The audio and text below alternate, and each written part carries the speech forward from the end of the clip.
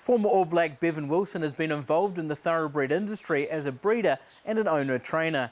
Kiwi Bred caught up with Bevan on his Ashburton farm to find out more about his thoroughbred interests. As an All Black, Bevan Wilson earned a reputation for kicking his goals straight and true. As a breeder, success hasn't been anywhere near as straightforward. Nonetheless, Wilson has developed a breed that has seldom missed a stakes winner over 6 generations of the family, and his love of the bloodstock industry has never waned. I guess it is a passion, but I'm not really sure what it is. I don't know. It could be a disease as well, but I do enjoy the breeding side of it. I like getting the catalogues out and watching for the good families and that sort of thing. It probably goes back a long way, really. When I was a kid, I guess the Omakau races was always a factor. It was such a great meeting in those days. People came and stayed at our home, you know, the racing fraternity, and it just seemed like a good fun. And I can't recall when I got keen on it, but it was from an early age, really. Wilson played 12 games for the All Blacks, 8 at test level, before retiring through injuries at 23. While he has yet to taste breeding success at the elite level, he has developed a family that has produced 5 generations of stakes performers, going back to foundation broodmare Regalitus. On the advice of his uncle, noted Timaru trainer Pat Corby, Wilson and his father Bill bought Regalis yearling filly Regalitus at the Claudeland sales, hoping to secure a racehorse and broodmare that had the attribute of speed. She was out of a half-sister to Shuweta, who was a very fast horse in that time, so we thought we at least had the speed that Pat was after. And she would turn out to be Regalitus, who is the foundation mare from where we've started. She went into work with Pat, and probably the worst thing that could have happened to me was she won her first 2 starts. The first one by quite a margin, and it was such a great thrill to have, you know, I guess the seed was sown then. Pat said to his last days that she was the fastest horse he ever trained, but he did add not the best. But she was quick, and she was in, you know, just at that grey way era. So, you know, watching him race for our uncle and aunt he was, you know, training us, it was a great thrill too. As well as having Racing Hall of Fame galloper Grey Ways trainer Pat Corby as an uncle, Wilson was soon to have future Racing Hall of Fame trainer Rex Cochrane as a father-in-law, having met Robin, his wife of 36 years and mother of their 2 daughters Rebecca and Monique, at the races. I met Robin at the races one day, and that led to where we are today too. So yeah, the racing probably been pretty good to us in a lot of ways, I guess. A winner of 5 races, including the McLean Stakes, a prestige race at Wingatui at 2, Regalitus had 4 foals.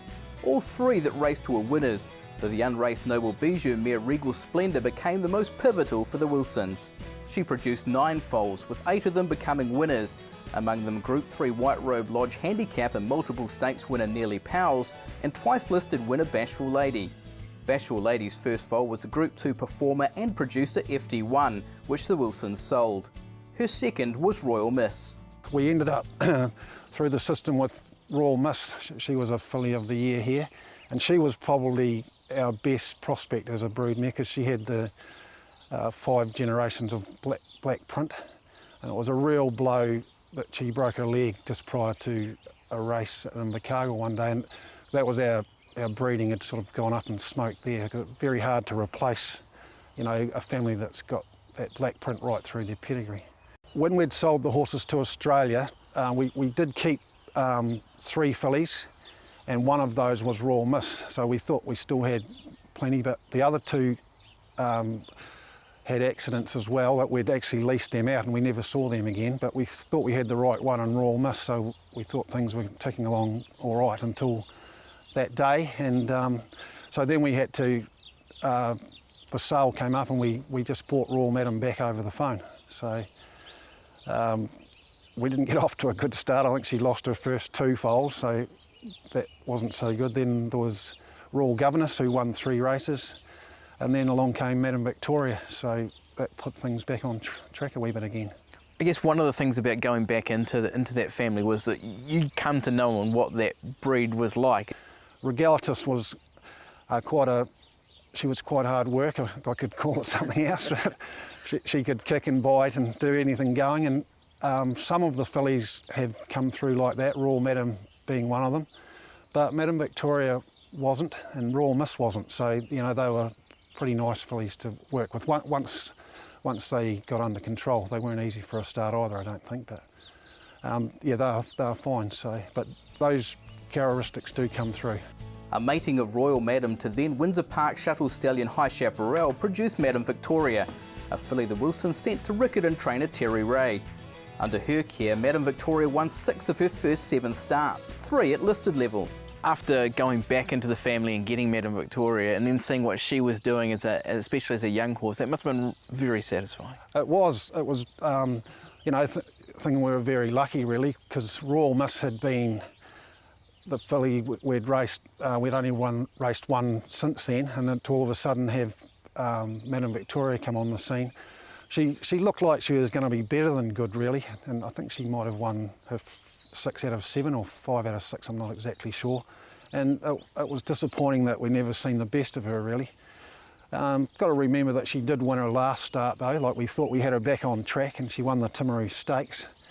And we were quite elated again at that stage, but the next day lame again, so we decided then that we weren't going to see her breaking down or anything like that, so we decided to retire her then. She's gone up to the Oaks stud to Darcy Brahma, and probably have difficulty selling her foal, but we'll just have to wait and see what happens there. Like, nothing's a given in the breeding industry, so we're just hoping that she gets in foal first, and then hoping we get a nice foal, and we'll just decide what happens. What has been the philosophy right through? Have you been sellers? Yes, we're meant to be, but sometimes it's a bit difficult. Certainly, I think we had 16 foals at one stage, and 14 of them were fillies, so our broodmare band was building up a bit too quickly, so that was one of the reasons we decided to take an offer that we were given and sell them off. But yeah, I still enjoy the breeding because it's something we can do, I guess, ourselves. And could Madam Victoria be the horse that takes you to a new level? She could well be. She had plenty of ability, and being a high chaparral, I see he's already leaving winners as a broodmare sire. So hopefully, you know, we'll certainly have an interest of some sort, probably till the day we die. But you know, whether we're doing the hands-on will come into question in the next year or two. Having lived and farmed at Omako all his life, Bevan and Robin shifted to Ashburton 2 years ago. Bevan has 3 in work himself, still loving the challenge of training, and a couple of breeding from 3 mares. We were meant to be sort of retiring, and finding that we're filling in, you know, we can fill in 10 hours quite easily. We're probably going to have to do something about that. So hopefully we've got something good enough just to stay on the north, and you know, we can at least hold our own with it and not have to do the, you know, the hard yards.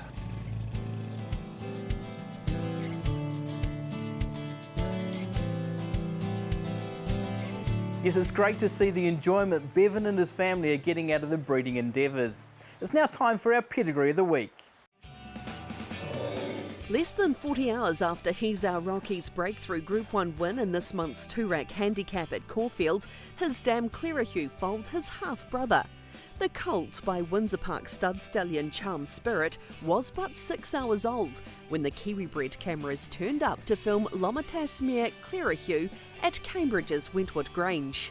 His birth capped a triumphant weekend for Auckland breeders John Collinson and Costa Fenneridis, who bred He's Our Rokkii and raced him for his first 3 starts before selling 50% to an Australian ownership group put together by bloodstock agent Mark Pilkington. The 2-rack handicap win came at He's Our Rokkie's 16th start and followed 6 previous wins for Melbourne trainers David Hayes and Tom Dabenig, among them the Group 3 Frank Packer Plate and Group 3 Carbine Club Stakes in Sydney last autumn. England-based Matamata bloodstock agent Paul Moroney paid 4,500 guineas for Clerihew at the Tattersalls December mares sale at Newmarket in 2006. And He's Our Rokkii was the 5th live foal that Collinson and Fenneridis bred from her. He's Our Rokkii credited the Oak stallion Rock de Cams with his first Group 1 win and enhanced an already celebrated maternal family. His great-granddam is champion galloper Lamur, a former New Zealand Horse of the Year who won 24 of her 43 starts, including 20 stakes races, among them such races as the Manawatu Sires Produce Stakes, Great Northern Oaks, New Zealand Stakes, New Zealand International Stakes, and 2 Ormond Memorial Stakes at Hastings, all races that today carry Group 1 status. Since he's our Rokkii, Clearahue has left The Way You Are Fully Clear the Way and her yearling sister, as well as the latest addition, her Charm Spirit colt. She will be mated with Charm Spirit in the coming days. He's Our Rokkii boasts a sex-balanced 5x5 cross to Blue Hen Mare Special and 3 strains of Northern Dancer within her first 5 generations. That brings to a close this week's Kiwi Bred. Join us next week when we're at Westbury Stud to discuss McPhee and check out Niagara at his new home at the Oak Stud. I look forward to your company then.